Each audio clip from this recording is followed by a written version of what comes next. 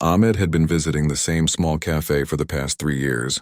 Every Thursday morning, without fail, he would walk through that familiar door, order his usual black coffee, and settle into his favorite corner table. It wasn't the best cafe in the city, not by a long shot.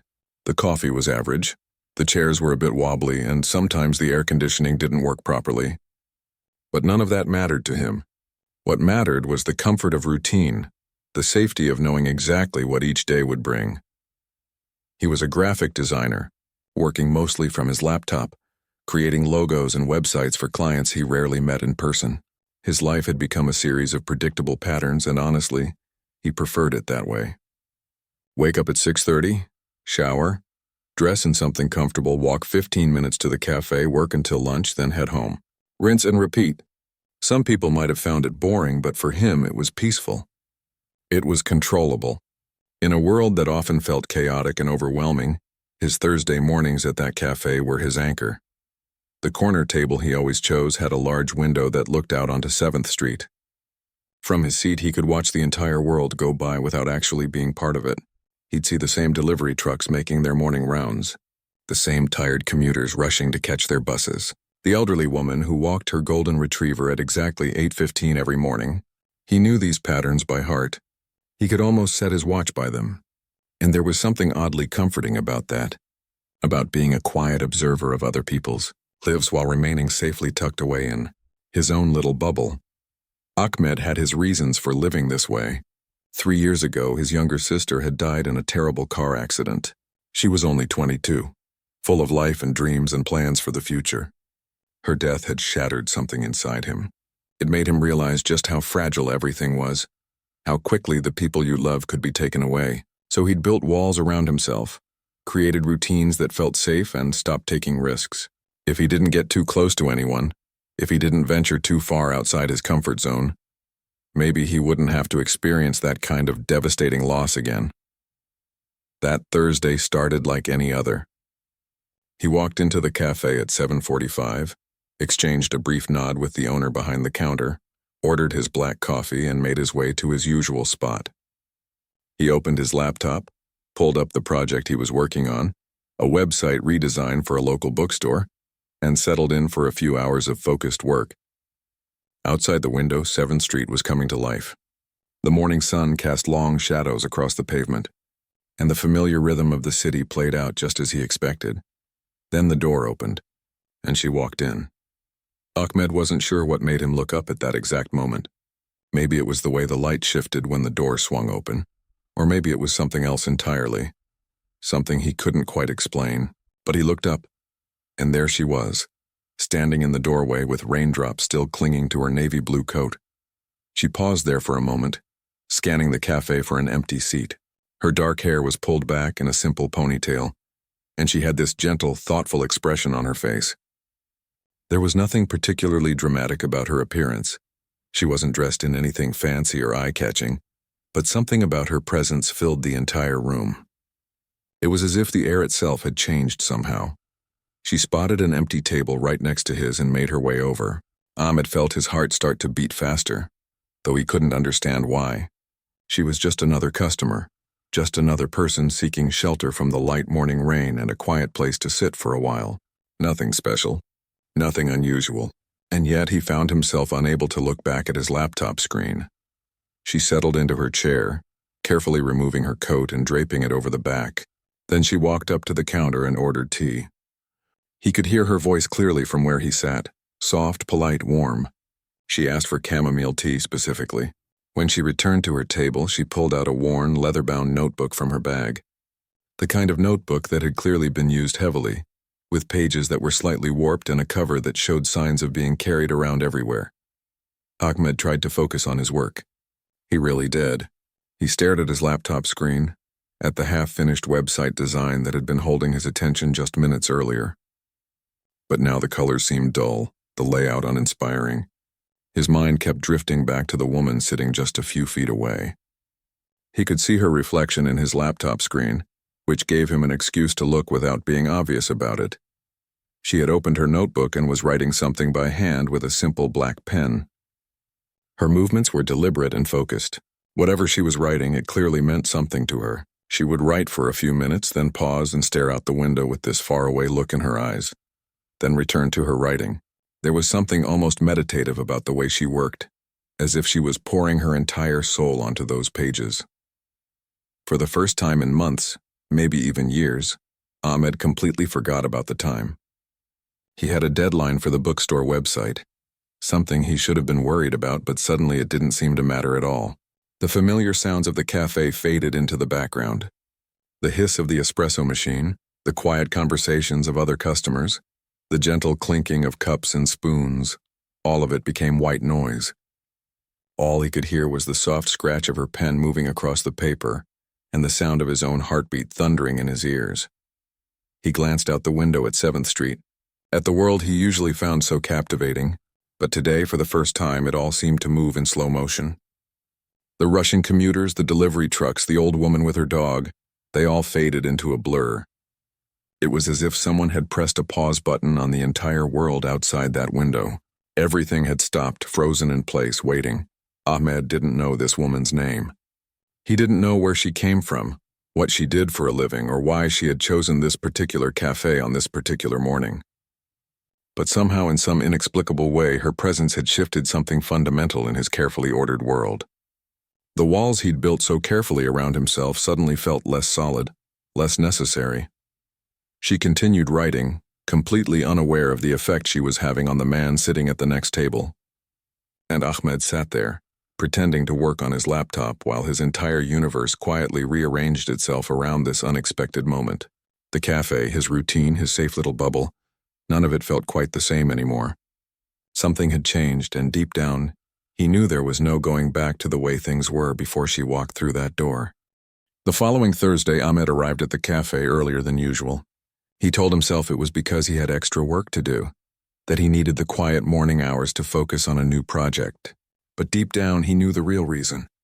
He was hoping she would come back.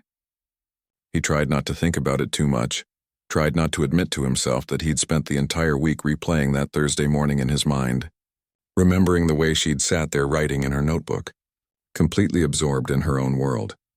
At 8 o'clock, the door opened. Ahmed's heart jumped, but it was just the regular morning crowd.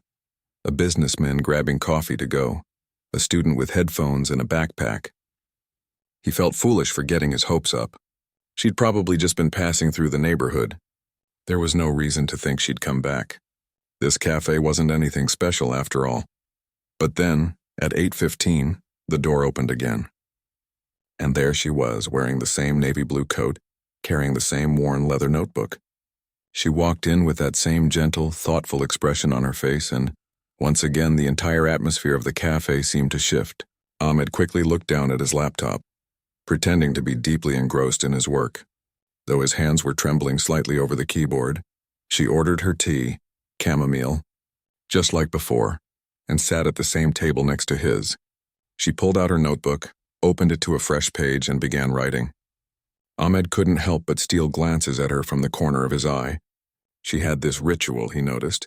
She would write intensely for several minutes, then pause and look out the window at the street, her expression becoming distant and thoughtful. Sometimes she would close her eyes briefly, as if gathering her thoughts or memories. Then she'd return to her writing with renewed focus. The third Thursday, Ahmed started timing her without really meaning to. She stayed for exactly 43 minutes. Not 40, not 45, but 43. She would write, pause, reflect, write some more, and then, at exactly 43 minutes, she would close her notebook carefully, finish her tea, and leave. There was something almost ritualistic about it, as if these 43 minutes were sacred time, set apart from the rest of her day. By the fourth Thursday, Ahmed had learned so much about her without ever having spoken a single word. He knew she held her pen in a slightly unusual way, gripping it closer to the tip than most people did. He knew she preferred the seat that faced the window rather than the one facing the cafe's interior. He knew she sometimes smiled while writing, and other times her eyes would fill with what looked like sadness. He knew she always tucked a strand of hair behind her right ear when she was thinking. He knew she stirred her tea exactly 3 times before taking the first sip. These observations had become precious to him, like small treasures he collected each week. But with each Thursday that passed, Ahmed felt increasingly torn. Part of him wanted to introduce himself, to finally break the silence between them and find out who this mysterious woman was. But another part of him was terrified. What if she wasn't interested in talking? What if the reality of who she was couldn't match up to the version of her he'd built in his imagination? What if his voice, his presence, somehow shattered this delicate, beautiful thing that existed between them? This silent connection that felt so meaningful. He'd rehearsed different scenarios in his mind countless times. He imagined casually commenting on the weather, or asking if she was a writer, or simply introducing himself with a friendly smile. But every time he came close to actually doing it, fear would grip his chest and hold him back. The stakes felt too high. He'd turned her into something significant, something almost magical, and he was terrified of losing that. The fifth Thursday was particularly difficult. She seemed sad that day. Her writing was slower, more hesitant. She kept pausing to wipe her eyes discreetly, and Ahmed's heart ached watching her struggle with whatever pain she was carrying. He wanted so badly to reach out, to offer comfort, to ask if she was okay.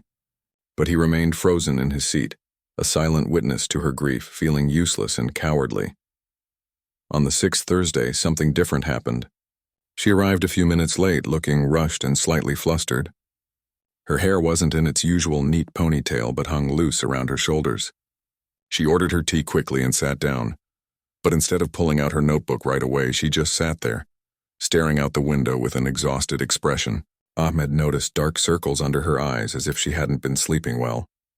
She looked vulnerable in a way he hadn't seen before, and it made him want to protect her somehow, though he had no right to feel that way about a stranger.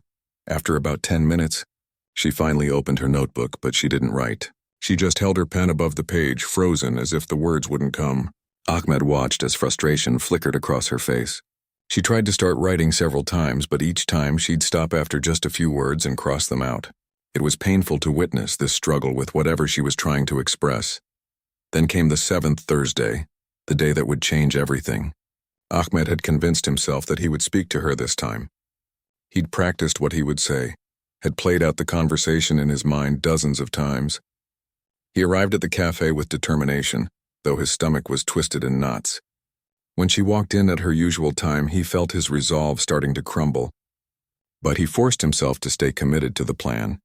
Today was the day. He would finally cross this invisible barrier between them. She sat down, ordered her tea, and opened her notebook as always.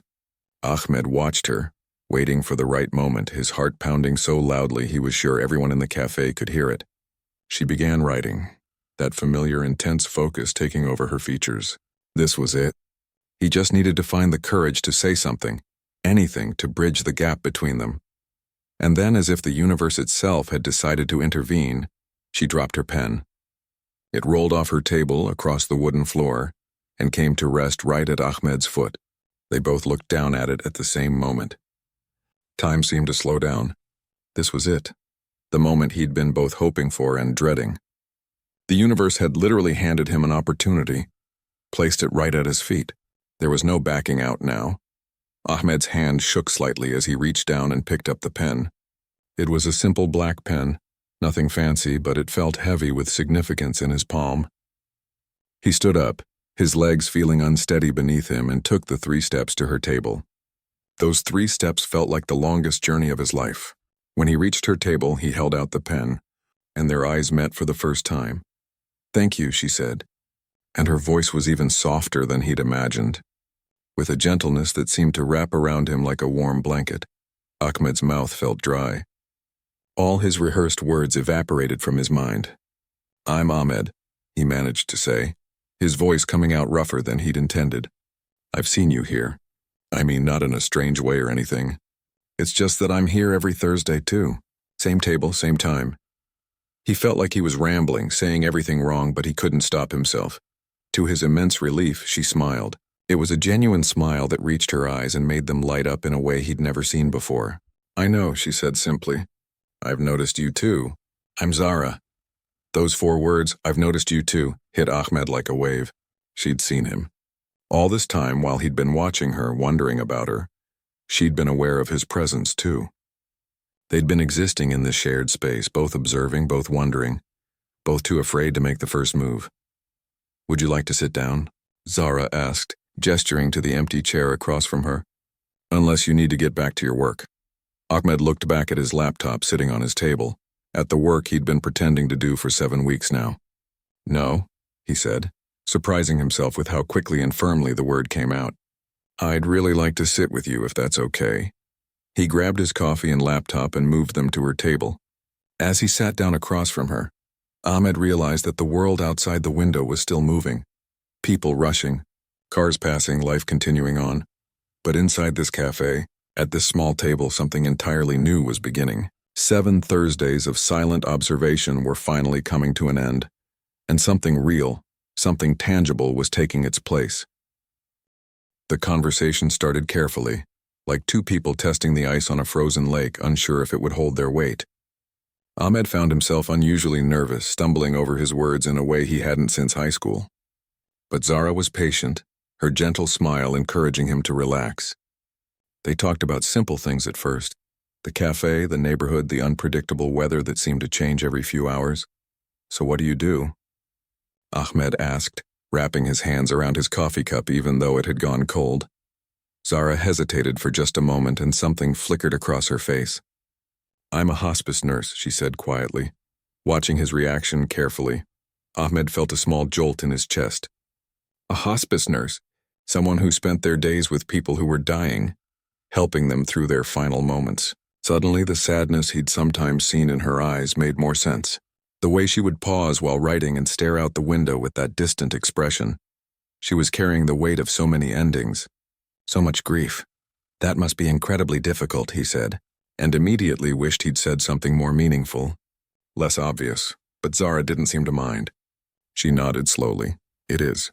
But it's also beautiful in its own way, being with someone at the end, making sure they're not alone, that they're comfortable and at peace. There's an honor in that. Most people are afraid of that kind of work, but I've always felt it was what I was meant to do." Ahmed glanced down at the worn notebook on the table between them. "Is that what you write about?" "Your work?" Zara's hand moved protectively toward the notebook, an instinctive gesture. Then she seemed to reconsider and relaxed. "Yes and no," she said softly. "I write letters to the patients who've passed away. Things I wished I'd said to them or questions I never got to ask. Sometimes I write about the conversations we had, the stories they told me about their lives. I don't want to forget them. Every person leaves something behind, even if it's just with me." The vulnerability in her words touched something deep inside Ahmed. Here was someone else who understood loss, who carried the weight of people who were gone. "That's beautiful," he said, and he meant it with every fiber of his being. "It helps me process everything," Zara continued, her fingers tracing the edge of the notebook. "When you're surrounded by passing all the time, you have to find a way to deal with it. Otherwise, it would swallow you whole. So I write. I give myself these 43 minutes every Thursday. That's how long it takes me to write one letter. And I let myself feel everything. Then I close the notebook and go back to my life." 43 minutes, Ahmed said, a small smile playing at his lips. "I'd noticed that. I thought maybe you had somewhere to be." Zara laughed, a sound that was both surprised and delighted. "You were timing me? That's either very observant or slightly concerning." Ahmed felt his face grow warm. "I'm sorry, that sounds strange when you say it out loud. I noticed you came in every Thursday, and I guess I started paying attention to the patterns." "Don't apologize," Zara said, her expression softening. "I noticed you too. Same table every week. Always by the window, always working on your laptop, but never really seeming happy about whatever you were working on. You always looked like you were somewhere far away, even though you were right here." Her observation hit closer to home than Ahmed expected. For a moment, he considered keeping his walls up, staying safely behind the protective barrier he'd built around his heart. But something about Zara made him want to be honest, to be seen. "My younger sister passed away 5 years ago," he found himself saying. "Car accident. She was only 22. After that, I guess I just withdrew. I moved to this city where nobody knew me, where I didn't have to explain my grief to anyone. I built this routine, this safe little life where nothing could surprise me or hurt me." Zara's eyes filled with understanding, the kind that only comes from truly knowing what loss feels like. "Is that why you always sit by the window?" she asked gently. "To watch the world but not actually be part of it?" The question pierced through him because it was so perfectly, painfully accurate. "Yes," he admitted. "Exactly that. If I don't get too involved, If I just observe from a distance, then I can't lose anything else. I can't lose anyone else. They sat in silence for a moment, the cafe bustling around them with morning activity, but their small table felt like its own quiet island. Finally, Zara spoke again, her voice barely above a whisper. I do the same thing, she confessed. I spend every day helping people leave this world peacefully, holding their hands, listening to their stories. But I've forgotten how to fully live in my own life. I watch it all happen around me, outside that window, but I'm not sure I'm really participating anymore. I'm not sure I remember how. Ahmed looked at her, really looked at her, and saw his own isolation reflected back at him. Two people who had built walls around their hearts for different reasons, but with the same result. They'd both become observers, witnesses to life rather than participants in it. When did you start coming here? Ahmed asked. About 7 weeks ago, Zara said. I was at a really low point. I'd lost 3 patients in 1 week, all people I'd grown close to. I was starting to think I couldn't do the job anymore, that it was breaking me. I almost quit. I was actually writing a resignation letter that first Thursday. That's what I was working on when I came in here. What stopped you? Zara smiled, a sad but genuine smile. I looked up from my notebook and I saw you sitting there at your window table. You were so still, so separate from everything happening around you, and I recognized that feeling. I recognized you in a way. I thought to myself, maybe I'm not the only person who's struggling to stay connected to the world. Maybe I'm not as alone as I feel. Ahmed felt his throat tighten with emotion. All this time, while he'd been watching her, wondering about her, she'd been seeing him too, seeing past his careful facade to the loneliness underneath. So you kept coming back, he said. I kept coming back, she confirmed, and I kept writing my letters, not to patients anymore, but to myself, trying to figure out how to find my way back to really living. They talked for hours that morning, long past Zara's usual 43 minutes, long past Ahmed's normal routine. They shared stories about their lives, their fears, their grief. They talked about Zara's work and the incredible people she'd met in their final days. Ahmed told her about his sister, about the guilt he still carried for not being there when the accident happened, about how he'd convinced himself that emotional distance was the same as emotional safety. The cafe owner eventually had to ask them to move tables because the lunch crowd was arriving and they needed the space. They laughed at how much time had passed, gathered their things, and moved to a different spot. Neither of them wanted the conversation to end. As the afternoon sun began to slant through the windows, painting golden streaks across their table, Ahmed realized something important. For the first time in 5 years, he'd spent an entire day not thinking about his routine, not hiding behind his carefully constructed walls. He'd been fully present, fully engaged, fully alive, and it didn't feel scary. It felt like coming home after a very long journey. Zara seemed to sense it too. Same time next Thursday? She asked as they finally prepared to leave. How about Tuesday too? Ahmed suggested, surprising himself with his boldness. Zara's face lit up with a smile that made Ahmed's heart skip. Tuesday sounds perfect.